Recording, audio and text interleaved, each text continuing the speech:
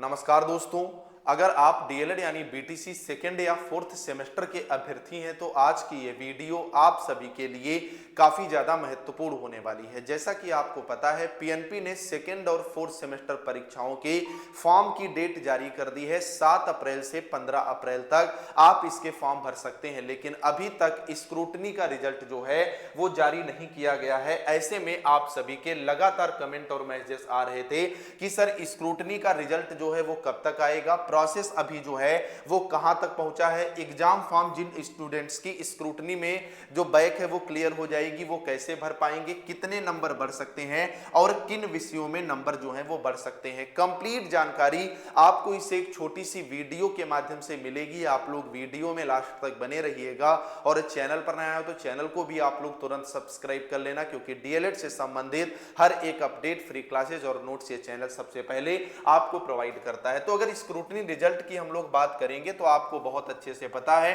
कि 25 फरवरी को आपका डीएलएड का रिजल्ट जो है वो जारी कर दिया गया था। उसके बाद 18 मार्च तक जो है वो आपके स्क्रूटनी के फॉर्म जो है वो फिल करवाए गए हैं, क्योंकि 2 दिन के लिए जो डेट है वो एक बार एक्सटेंड की गई थी और फिर ये 18 मार्च तक जो है वो आपकी डेट यहां पर दी गई थी। अब बात निकल करके आती है कि प्रोसेस कहां तक पहुंचा है। तो अगर मैं आपको 27 मार्च की अपडेट दूं तो 27 मार्च तक पीएनपी जो है वो कॉपियां नहीं पहुंची थी और इस बार 50,000 से ज्यादा अभ्यर्थियों ने जो है वो स्क्रूटनी के लिए आवेदन किया है। अगर आप पिछले रिकॉर्ड्स उठा करके देखोगे, जब स्टूडेंट्स ने स्क्रूटनी अप्लाई किया है तो अप्लाई से लेकर के रिजल्ट आने तक कम से कम जो है वो 1.5 से 2 माह का समय जो है वो लगा है। लेकिन इस बार पीएनपी जो है वो काफी ज्यादा तेजी से काम कर रही है, इसलिए ज्यादा समय जो है वो लगता हुआ देखने को नहीं मिल रहा है। तो आप मोटा मोटी मान करके चलें कि 20 मार्च से पहले जो है वो आपको इसका रिजल्ट जो है वो देखने को मिल जाएगा, अगर सब चीजें सही रहती हैं तो। अब बात निकल करके आती है कि एग्जाम फॉर्म जो है जिन स्टूडेंट्स की स्क्रूटनी में बैक क्लियर हो जाएगी वो कैसे भरेंगे। आपको भी पता होना चाहिए,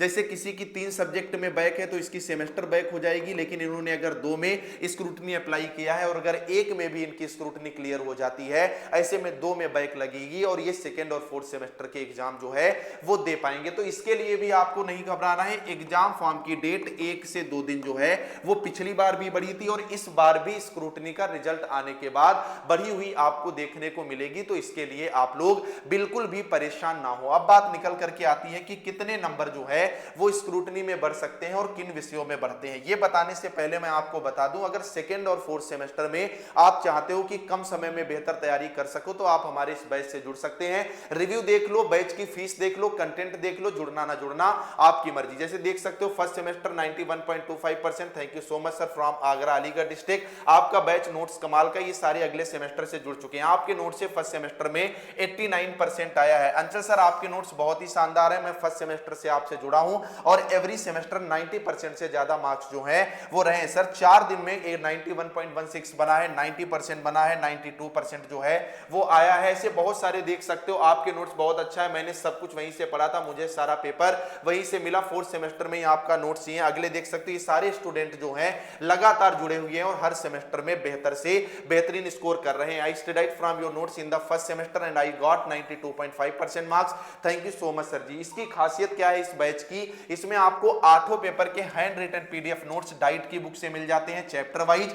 पवन और राजन दोनों सीरीज के ऑब्जेक्टिव क्वेश्चन मिल जाते हैं, क्योंकि आपको भी ये बहुत अच्छे से पता है पवन और राजन के बिना आप ऑब्जेक्टिव बेहतर नहीं कर पाओगे और अगर ऑब्जेक्टिव बेहतर नहीं होते तो आपका स्कोर बेहतर नहीं होगा। Very short previous year paper पिछले 10 साल के विद सॉल्यूशन मिल जाते हैं। इस पूरे बैच का प्राइस केवल 99 रुपए है। बैच से जुड़ना भी बहुत आसान है, तुरंत जाओ, ये जो नंबर है 9839832302, इस पर हाय हेलो लिख करके भेज दो। हमारी टीम आपको क्यूआर दे देगी, उस पर जैसे ही आप 99 का पेमेंट करेंगे सारा कंटेंट आपके हाथ में होगा। इससे बाहर आपको कुछ भी पढ़ने या कुछ भी खरीदने की आवश्यकता नहीं पड़ेगी। तो तुरंत जाओ, इस पर हाय हेलो लिख करके भेजो, बैच से जुड़ो, अपनी तैयारी को बेहतर से बेहतर बेहतरीन करो। अब हम लोग सीधे बढ़ेंगे कि कितने नंबर जो हैं वो बढ़ सकते हैं, किन विषयों में बढ़ते हैं। तो अगर आपके कला विषय है, बात को समझिएगा, अगर आपका कला विषय है, जैसे मान लीजिए आपका हिंदी वगैरह में नंबर कम है, सामाजिक विषय में नंबर कम है, या पेपर फर्स्ट या सेकंड में नंबर कम है, तो 100% आपके नंबर बढ़ेंगे, इसकी पॉसिबिलिटी बनती है। लेकिन जिन स्टूडेंट्स के मैथ वगैरह में जो है